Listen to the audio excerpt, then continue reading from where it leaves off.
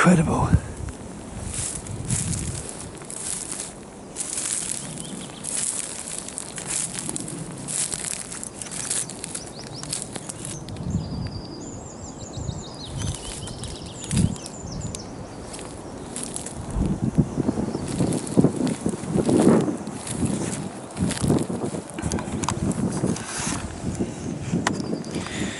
Now, me and Mr. Nobody were just having a conversation about the restrictions that are being put in place all over the world, but in Britain primarily for us, in relation to the World Economic Forum with the carbon footprint.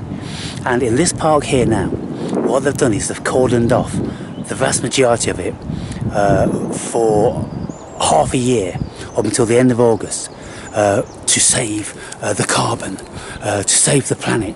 And so this is, of course, World Economic Forum practice, and they've had these plans for many years. And you can see maps of the whole world where there are going to be no-go zones for human beings. So when I was speaking to you in the last video, I said that there's a warden over there. Well, he made a beeline for us and he came upon us and, "Excuse me, can I ask you what you're doing in here?" And so we said, "Well, it's our right to be in here." "Well, we're not supposed to be in here." I said, "Who said?" "Oh, well, such and such trust says that." And, "Well, you know, is there a law?" "No, there's not a law." I said, "Well, it's a bylaw," he says. I said, "That's not a law, that's the request." And I said to him, I said, "Are you telling us now that it is illegal for us to be here?" "No." I said, "Well, you know, be on your way then, really." But anyway, we engaged with him for about 15 minutes, and he was, you know, civil, and we were civil. And he said, "Well, you know, you wouldn't believe what people do. They come in here, they build barbecues, they come with huge buckets, and they clear up all the fungi, and they take everything, and they destroy this and that." And I'm like, "Yeah, that sounds like a lot of pink apes I know. They are a disgusting creature, and they do this." And so this is why these provisions and regulations and bylaws are being put in place to keep the pink ape out. Because when we walk around this place, there's beer cans dropped and bottles and crisp packets. Not a lot, because people that come up here are not really of that mentality. But even the ones that do come up here, they leave their litter, and it's not right. And I don't like it. It's disgusting, but people do it. So they have these provisions in place, and Mr. Nobody was just telling me now certain government implementations with the carbon tax and what they're doing here, there and everywhere. They really are going full on to constrain the movements of the pink ape across you know, towns and cities. They seem to want us just to be housebound, and there's something in place now whereby they only want people moving within 15 minutes of their home. It's all very, very bizarre, the things they try, but of course for real human beings they'll never get away with it. And so looking around at these wonderful, incredible regions, they do need protecting. And I said to this guy, I said, "Look, you know, I've been coming here all my life, I will continue to come here all my life, and I will never be prevented from going anywhere or taking anything. If I find something that I want to take, then I'll take it. Today I've took soil, I've took various fungi. It's just the earth. It's been around for billions of years, and it'll be around for billions more years. You know, and the thing is about, they don't want you to take any fungi, and it's kind of like stupid, because look, the fungi is the fruit, and it's there for the consumption with lots of animals, and it doesn't deplete the mushrooms coming back again the next year, because it's the mycelium that creates that.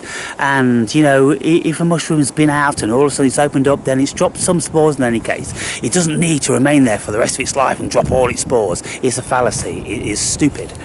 And taking the mushrooms is no more detrimental than taking an apple or an orange off a tree. It doesn't affect the tree at all. It doesn't affect the cycle or anything. It's the fruit that it bears, and it bears these fruits to be taken.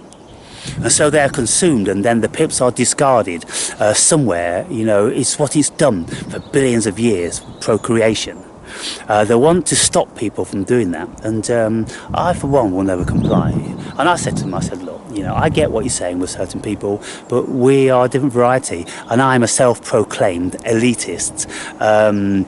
I have the greatest respect for Gaia. This is my womb, and I'm going to come here and do whatever I want, but of course I'm never going to do anything destructive. I'm just going to be taking the fruits of what Mother Nature has to offer, and I'm going to be walking amongst her. And so, you know, the world's up against it. They really are, you know, trying to get all the combustion cars off the road and try to restrict our movements. And, you know, this gorgeous park now is only available about a quarter of it compared to what it normally is, because they, in their infinite elitist wisdom, deem that it's too good for us. But the people that come up here are nature people. They come to walk their dogs, they come to enjoy this beautiful environment, and you have to drive quite a way. This is like, you know, 10 miles outside of the city, you know, if you want to come here. And then you got to pay like £6 in the car park, and so it's not for the average Joe that's just going to be walking through the park and throwing its beer bottle and crisp packet down, you know. So there's many different varieties of trees here, and it really is a wonder with all the mosses and all the fungi and variety of trees and plants. And so we're amongst a mini wood of silver birch at this moment in time, which is prime territory for Amanita muscaria in season. And you see these natural things when you've got a tree stump and it's covered in this gorgeous moss. Well, when people are allowed in these areas, the moss isn't there, and I can show you another part of a park, and I have done from you know, previous videos. The places where the human being goes, all these stumps are barren, all the rocks are barren, because the kids are running all over them. It's a natural thing for them to do, and it doesn't give the time or the respite to these things to grow. So they do need to be protected with some measure. And I said to this ranger, I said, look, you should make it plain that we can actually come in here, because he said if you apply to the office, then you can, you know, get a license to come in here. And I'm like, look, I don't need a license for first and foremost, because, you know, this place is my natural heritage. But if you're saying that I approach the office and I get a license and I get registered on the computer if I want to, you know, look for butterflies or fungi, this, that and the other, are you saying that I can do that pretty readily? And he said, well, you probably get turned down initially, but if you're persistent isn't that the same old thing? You get turned down initially because it's a filter system. But if you stamp out your rights and you say, well, look, I'm going in, whether you give me a fucking badge or not, they'll go, oh, okay, then we'll give you a badge. But please be mindful of this and please be mindful of that. I'm mindful of everything. So what we're going to do is I'm going to apply for to be registered to go into all these out of bounds, so we don't get this, you know, because some of the rangers, they get a bit above themselves and they get a bit stroppy and they have to be brought down to size. When you tell them that you're not intimidated, it is perfectly within your rights, and what they're saying basically is a non-truth.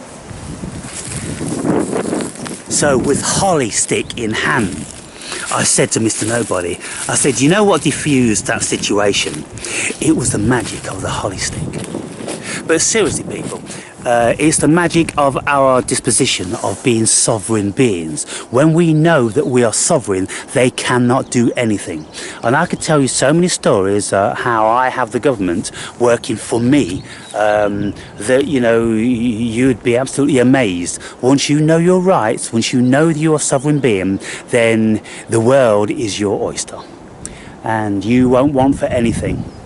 And like I live like a king.